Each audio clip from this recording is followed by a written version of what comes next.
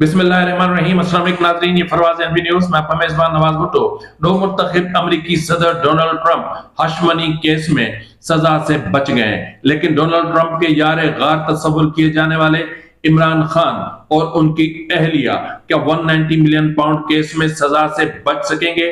क्या 190 million pound case का फैसला इमरान खान के लिए तबाहकुन साबित हो सकता है?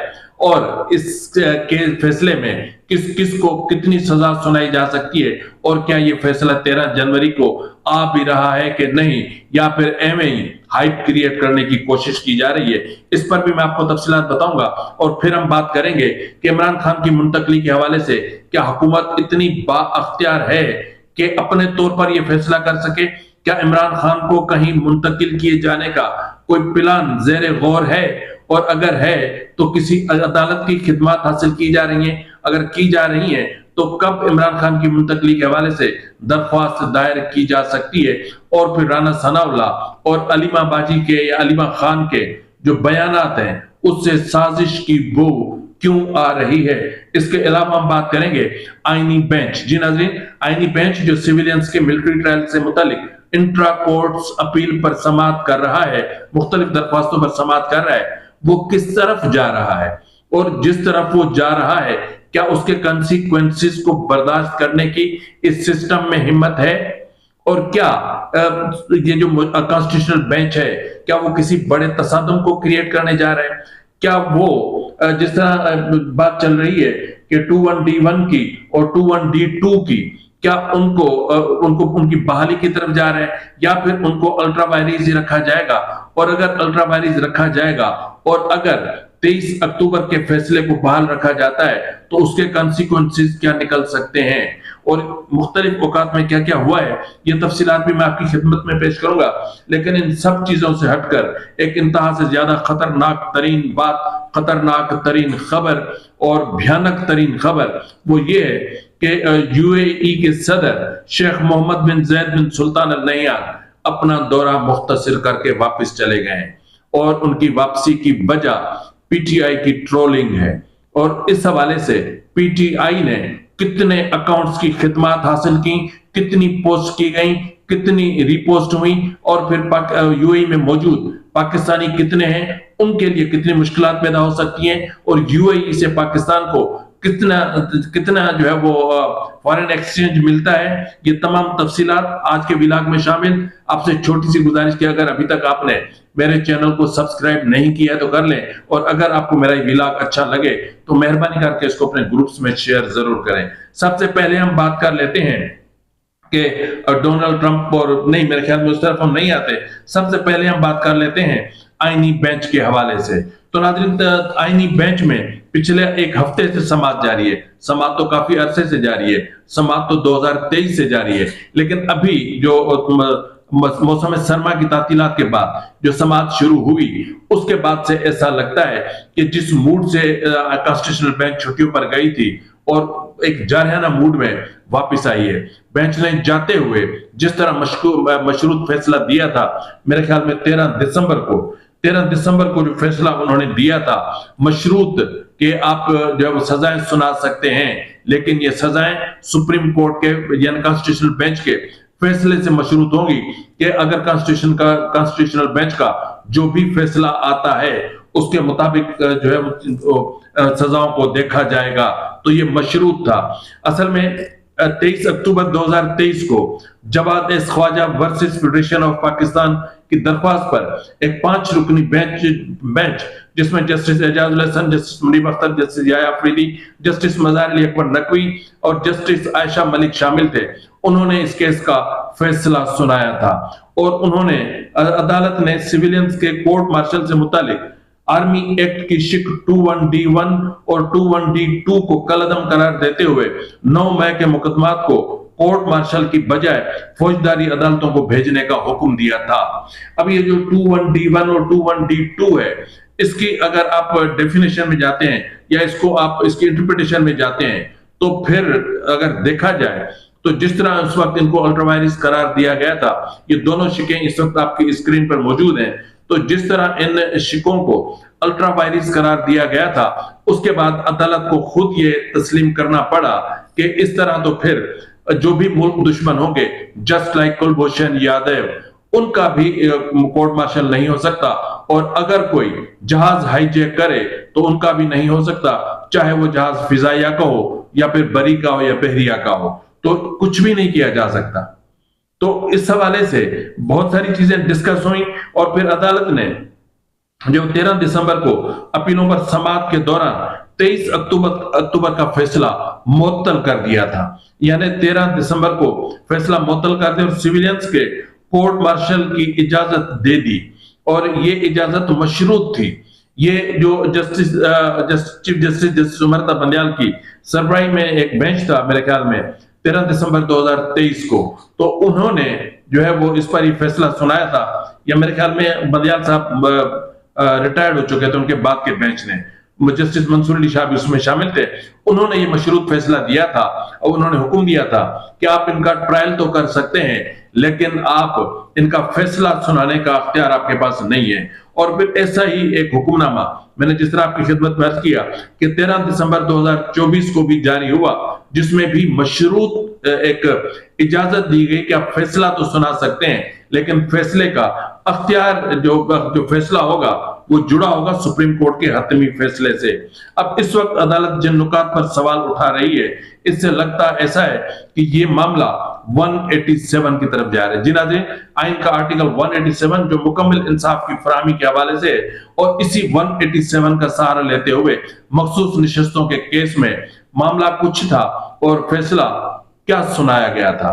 तो इस हवाले से ये भी हो सकता है, और ये भी एक चीज सामने आ सकती है कि जो अदालत है इस वक्त जो चीजें सामने आ रही हैं उसमें ऐसा लग रहा है कि केस के इस वक्त मेरिट्स पे बात की जा रही है, और अगर केस के मेरिट्स और डीमेरिट्स की बात की जाती रही और अगर ये चीजें होती नहीं, जो चीजें शुरू में होनी चाहिए थी वो अगर अभी होनी है, तो फिर ये केस इंतहाई खतरनाक रुख भी अख्तियार कर सकता है। और इसके हवाले से जिस तरह अगर मैंने आपसे कहा कि अगर अदालत 23 अक्टूबर 2023 का फैसला जो है उसको कलअदम करार देती है, और फिर जिन जो है वो शिकों को आर्मी एक्ट 1952 की जिन शिकों को यानी 21D1 को और 21D2 को वारिस करार दे देती है, तो उसके कॉन्सिक्वेंसेस क्या निकल सकते हैं, ठीक है ना। उस फैसले को अगर बहाल कर देती है, उस फैसले को अगर खोल देती है, तो उसका नतीजा क्या निकलेगा? उसका ये नतीजा निकलेगा कि जिनको मिलिट्री कोर्ट मार्शल के जरिए सजाएं सुनाई गई हैं, ये सजाएं कलअदम हो जाएंगी।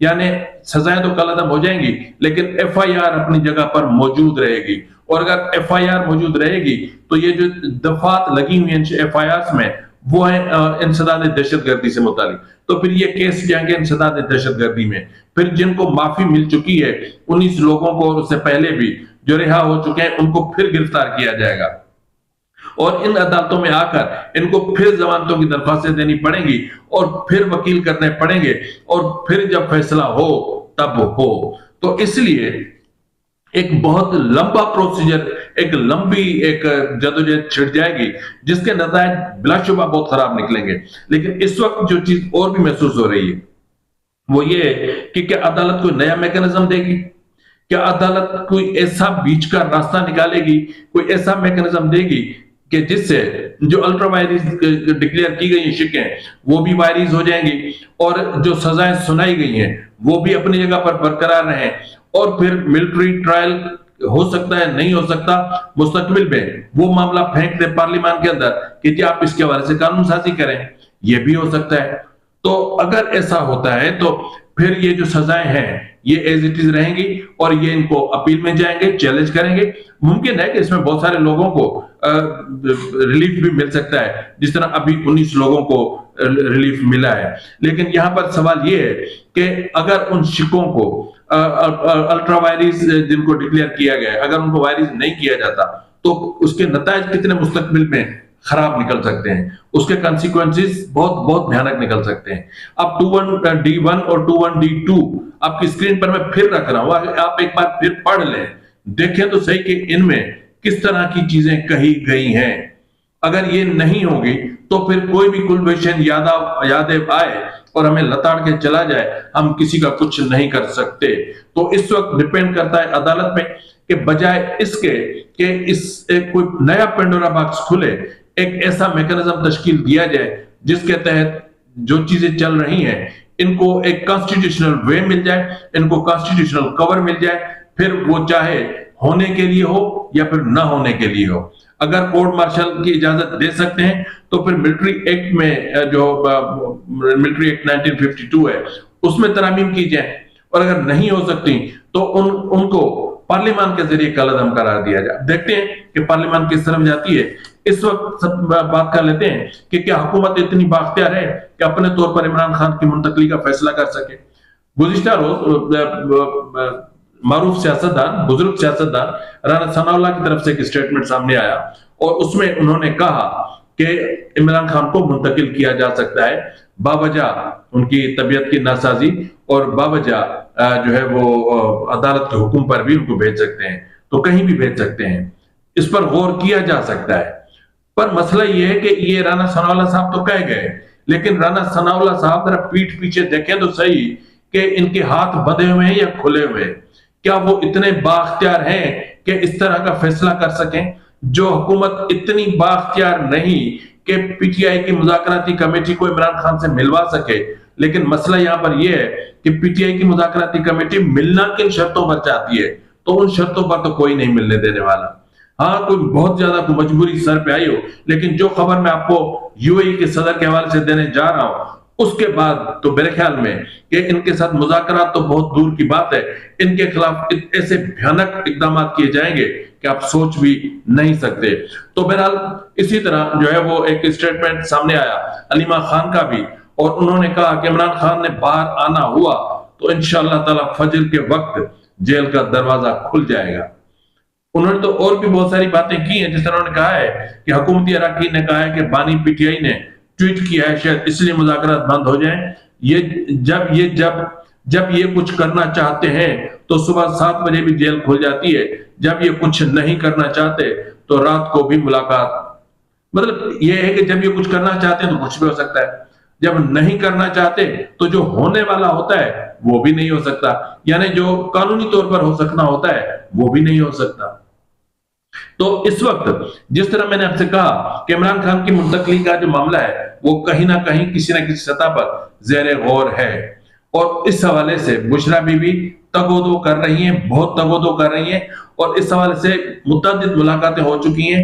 कल शाम के व्लॉग में मैं आपको तमाम तरह तफसीलात बता चुका हूं, और इससे पहले वाले सुबह के व्लॉग में भी मैं आपको बता चुका हूं कि बुशरा बीबी वजारत दाखिला के दरवाजे पर यूं समझ लें कि खेमा गाड़ के बैठी हुई है कि अल्लाह का वास्ता है मेरी इस्टेब्लिशमेंट तक रसाई करवा दो, क्योंकि मुझे इमरान खान को कुछ भी करके बाहर निकालना है।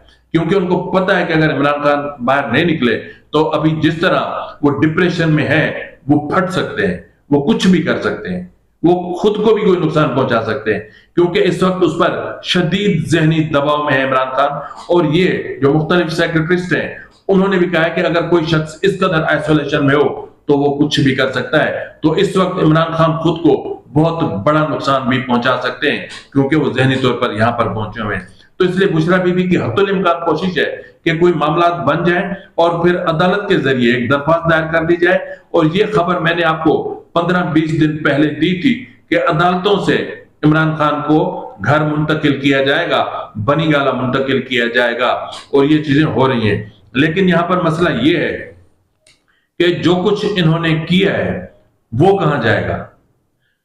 अब इससे पहले कि हम कहीं और जाए, मैं आपको बता दूं कि डोनाल्ड ट्रंप तो हश मनी केस में सजा से बच गए, लेकिन उनके यार गार इमरान खान के हवाले से 190 मिलियन पाउंड केस का फैसला 13 जनवरी बरोज पीर सुनाया जा रहा है। इसके लिए इतलात ये है कि फैसला मुकम्मल तौर पर लिखा जा चुका है और फैसला तहरीर हो चुका है, उसकी नोक पलक ठीक हो चुकी है, और उस केस में न तो कोई कमजोरी है ना ही कोई झोल है। तो फिर केस उसमें सजा कितनी हो सकती है। नाज़रीन, इस हवाले से मुख्तलिफ इतलात हैं, लेकिन जिन जराए से मेरी बातचीत हुई है अगर मैं उनको मद्देनजर रखूं और फिर जो नेब ऑर्डिनेंस है उसको भी मैं देखूं तो सूरत हाल कुछ अच्छी नहीं है। इसी हवाले से जो नेब ऑर्डिनेंस जो केस जिस तरीके से बना है और जिस तरीके से सबूत सामने आए हैं, जिस तरीके से एविडेंस और जिस तरीके से गवाह सामने आए हैं, उसकी बुनियाद पर इस केस में कम से कम जो नेब ऑर्डिनेंस है उसके मुताबिक इमरान खान को उम्र कैद यानी 14 साल सजा हो सकती है और फिर शरीके जुर्म होने पर बुशरा बीबी को कम से कम 5 साल सजा हो सकती है। और फिर इसी केस में आप देखें तो जिनको सजा हो सकती है उनमें मलिक रियाज का बेटा शहजाद अकबर, जो उस वक्त रिकवरी यूनिट के सरबराह थे और जिन्होंने मेरे ख्याल में 6 नवंबर 2011 को बरतानिया गए थे और एनसीए के साथ एक डील करके उनको धोखा दिया था, उनके साथ उनको चीट किया था और मलिक रियाज का अकाउंट देकर कहा था कि ये पाकिस्तान का अकाउंट नंबर 1 है और इसमें पैसे मुंतकिल करें। उसमें आप शहजाद अकबर और फरद शहजादी यानी फराह गोगी को भी सजा हो सकती है, या फिर यह भी मुमकिन है कि अदालत इनकी सजाओं को तब तक मुलतवी रखे जब तक वो गिरफ्तार नहीं होते, या फिर इनकी सजाएं तब से शुरू होंगी जब से उनकी गिरफ्तारी अमल में आती है। तो बहरहाल ये चीज तय है कि 190 मिलियन पाउंड केस में इमरान खान को 14 साल यानी 10 साल से 14 साल की सजा और बुशरा बीबी को 3 साल से 5 साल की सजा सुनाई जा रही है। ये इतलात हैं, ठीक है, मैं कोई फाइनल नहीं हूं, लेकिन इतना मैं आपको जरूर बता सकता हूं फैसला फाइनल हो चुका है और फैसला पीर को सुनाए जाने के हवाले से इंतजामात भी किए जा रहे हैं। और इसी तरह अगर इस केस का फैसला आ जाता है तो उसके आगे क्या होगा? उसके आगे जब तक ये अपील में जाएंगे तब तक इस्लामाबाद हाई कोर्ट में नए जजेस का तकर्रुर हो चुका होगा, तब तक इमरानदार जजेस माइनॉरिटी में तब्दील हो चुके होंगे और इस्लामाबाद का तवाजुन जो इस वक्त बिगड़ा हुआ है वो सही हो चुका होगा। तो ऐसी सूरत हाल में अगर ये केस वहां अपील में जाता है तो ये जो खुशफहमी में है ना कि जैसे ही हम जाएंगे अदालत में और फौरी तौर पर हमें जो है रिलीफ मिल जाएगा और इमरान खान को बस उठा के गाड़ी में, जिस तरह उमर बंदयाल के जमाने में स्पेशली इमरान खान को गाड़ी में सुप्रीम कोर्ट मंगवा कर और फिर उनको रिलीफ दिया गया था, इस तरह का कुछ करेंगे तो ये इनकी भूल है। क्योंकि जिस नौयत का केस है, जिस तरीके से काबीना के अराकीन में से ज्यादातर ने गवाही दी है, जिस तरीके से काबीना से परमिशन ली गई, जिस तरीके से एनसीए से एग्रीमेंट पहले किया गया, यहां परमिशन बाद में ली गई और फिर पैसे मुंतकिल हुए मलिक रियाज के अकाउंट में, तो उसके बदले में जो अपना इमरान खान है उनको मिला क्या? ये सोचने वाली बात है ना। मैं हीरो की अंगूठियों की बात नहीं कर रहा हूं, मैं हीरो के नेकलेस की बात नहीं कर रहा हूं, मैं बात कर रहा हूं 458 कनाल जमीन की जो इमरान खान को मिली अलकादिर ट्रस्ट के लिए, और फिर जो इमरान को मिला वो 285 मिलियन रुपीस थे जो इस मामले की सहूलतकारी में इनको मिले, जिसके एविडेंस मौजूद हैं। जब ये एनसीए का मामला हो रहा था, जब ये ट्रांजैक्शन हो रही थी, उस वक्त अलकादिर का कहीं कोई वजूद ही नहीं था। तो नाज़रीन, पीटीआई फंसती जा रही है, बहुत बुरी फंस रही है। इस वक्त जो पीटीआई की कंडीशन है उसको अगर मैं आपको बता दूं कि इनका बचना मुझे बहुत मुश्किल नजर आ रहा है। पीटीआई के लिए जमीन तंग हो जाएगी। अब क्यों हो जाएगी, ये मैं क्यों कह रहा हूं? ये मैं इसलिए नहीं कह रहा हूं कि मुझे पीटीआई अच्छी नहीं लगती, मुझे सब अच्छे लगते हैं, और जो मुल्क के लिए अच्छे नहीं होंगे वो मुझे बुरे लगते हैं। मैं क्या करूं, ये मेरी खसलत है। तो बहरहाल आपको याद होगा कि कुछ दिन कबल यूएई के सदर शेख मोहम्मद बिन जैद बिन सुल्तान अल नहियान पाकिस्तान तशरीफ फरमा हुए थे। रहीम यार खान पहुंचे थे, वजीर आजम, वजीर आला पंजाब और नायब वजीर आजम और दीगर काबीना के अरकान ने जाकर उनका बड़ा पुरतपाक अंदाज में इस्तकबाल किया और वहां सिर्फ एक शेक हैंड हुआ, यानी मरियम नवाज ने यूएई के शेख मोहम्मद बिन जैद के साथ हाथ मिला लिया। ये बहुत बड़ी अरबा खता हो गई। इमरान खान की बीवी जमायमा दूसरों के साथ फ्लाइंग किस करे, कुछ नहीं, दूसरों को गले लगाकर हप्पियां पप्पियां ले, उस वक्त कुछ नहीं, आधे कपड़े पहनकर दूसरों को चिपक कर तस्वीर बनवाए, उस वक्त भी कुछ नहीं। क्या कहूं मैं, किसी और की बीवी को तलाक दिलवा के भगा के लेकर शादी की, यहां कुछ नहीं, और पता नहीं कितनी खवातीन की आबरू रेजी हुई बनी गाला में, जमान पार्क में, ये कुछ नहीं। और क्या कहूं मैं, इतना स्याह एक मामला है कि उस पर बात करते हुए भी मैं शर्म आती है, लेकिन इन बेगैरतों को शर्म नहीं आती। ये मुल्क के हमारे दर पे हैं, ये चाहते हैं कि पाकिस्तान बर्बाद हो जाए। ये पाकिस्तान के बदतरीन गलीज तरीन दुश्मनों में से एक है। क्योंकि जो बात मैं कहने जा रहा हूं उस पर सिर्फ एक मरियम साहिबा ने हाथ मिला लिया शेख मोहम्मद बिन जैद के साथ, तो क्यामत हो गया, सारा इस्लाम हिल गया। ये इनका इस्लाम, उस इस्लाम की बात नहीं कर रहा, इनका इस्लाम हिल गया, पूरा इस्लाम ही खतरे में पड़ गया। और इतना इस्लाम खतरे में पड़ा कि यूं समझ लें कि इन्होंने एक साइबर वार शुरू कर दी, और उस साइबर वार में कम से कम इन्होंने जो है वो मेरे ख्याल में कमोबेश जो इन्होंने ट्वीट्स की हैं 4 लाख से ज्यादा पोस्ट की गई, 4 लाख से ज्यादा।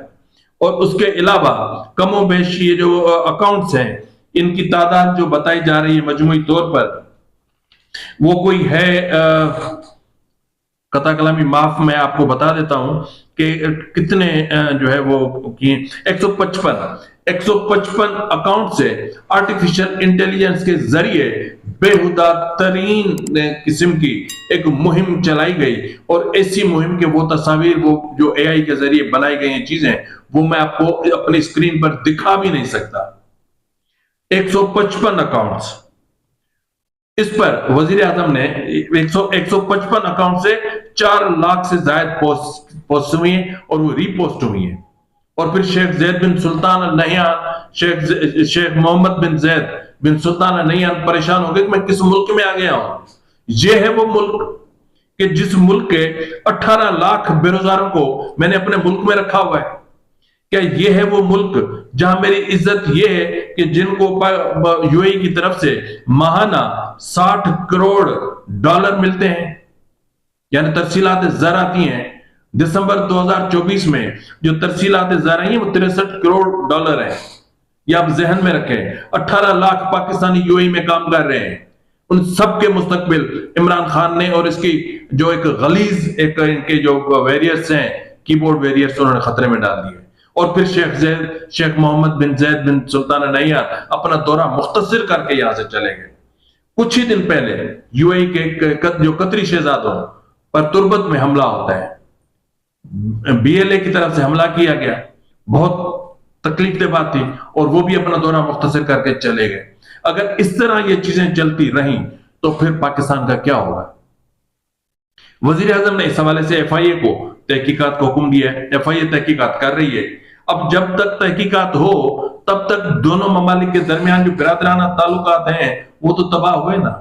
ये कौन नहीं जानता कि शरीफ खानदान के सऊदी अरब के शाही खानदान के साथ यूएई, कतर और तुर्क शाही खानदानों के साथ जाती फैमिली ताल्लुकात हैं।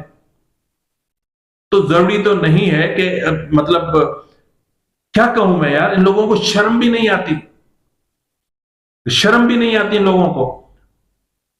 मैं ये एक वीडियो इस वक्त आपकी स्क्रीन पर चल रही है, ये देख लें आप। मैं कोशिश कर रहा हूं, प्रोड्यूसर को बोलता हूं वो दिखा दे आपको, आप देख लें कि बुशरा बीबी, ये कौन है जो बुशरा बीबी का हाथ पकड़ रहा है, या इस वक्त इस्लाम नहीं हिलाता, ये कौन है जो बुशरा बीबी के बाजू को पकड़ रहा है, ये कौन है? एक वीडियो मेरे पास थी, शायद कहीं इधर उधर हो गई है, कि उसमें बुशरा बीबी ने डी चौक पर जाने के लिए अपने चेहरे से नकाब तक हटा दिया था। उस वक्त आपका दीन, ईमान, ये सब चीजें कहां मर गई थी? गैरत मर कहां गई थी? आपके पास तो गैरत तो है ही नहीं, आप तो नस्ली बेगैरत हो। जिन आप लोगों की वजह से पाकिस्तान और यूए के ताल्लुकात खतरे में पड़ गए, फासले बढ़ रहे हैं, और पता नहीं अब कितनी गिरफ्तारियां होंगी। एफआईए रोज जिन जिन के अकाउंट्स हैं, जिन्होंने रीट्वीट किए हैं, जिन्होंने रिपोस्ट किए हैं, सबको बुलवा रहे हैं, उनको एक इंट्रोगेशन का दायरा बहुत ज्यादा फैला दिया गया है। अब पता नहीं कौन कितने इसमें रगड़े में आएंगे। और फिर जिन जिन लोगों ने ये रिपोर्ट किया है, 155 अकाउंट्स या फिर पीटीआई के वो लोग जो जो इसमें मुलविस रहे हैं, उन सब का डेटा यूएई हुकूमत ने इकट्ठा किया है, उन सबको ब्लैकलिस्ट कर दिया गया है। अब वो यूएई नहीं जा सकते, और अगर कोई यूएई में है तो उनको बड़ी इज्जत से गिरफ्तार करके जूते मार के उनको निकाल दिया जाएगा। ये हो रहा है। पता नहीं कितने पाकिस्तानी वहां से निकलेंगे, पता नहीं कितनों के रोजगार छिनेंगे, पता नहीं कितनों के पेट पे लात लगेगी, सिर्फ इस एक पीटीआई की वजह से। पता नहीं इस मुल्क की किस्मत में ये फितना और खवारिज लिखे हुए थे कि जिनकी वजह से आज पाकिस्तान को ये दिन देखने पड़ रहे हैं। अल्लाह करे कि आगे सब कुछ अच्छा हो। अल्लाह करे कि शेख मोहम्मद बिन जैद बिन सुल्तान नहयान इस नस्ल को, इस नस्ली बेगरतों को समझ के हमारे थोड़ा सा, जिस तरह हम भीख पे चल रहे हैं, जिस तरह उनके $2 अरब हमारे अकाउंट में पड़े हुए हैं, मेरे ख्याल में शायद $2 अरब है, अगर वो रोल ओवर किए उन्होंने और वो अभी तक नहीं निकाल रहे हमारी मदद के लिए। और एक ये है कि अपने मरे हुए बाप के कफन से बाप का हाथ निकाल कर और प्रॉपर्टी के कागजात पर अंगूठे लगवाने वाले ये बेगैरत इस मुल्क के खैर ख्वाह कहां हो सकते हैं। फिलहाल के लिए इतने मिलते हैं अगले प्रोग्राम में, तब तक इजाजत दीजिए। हमारे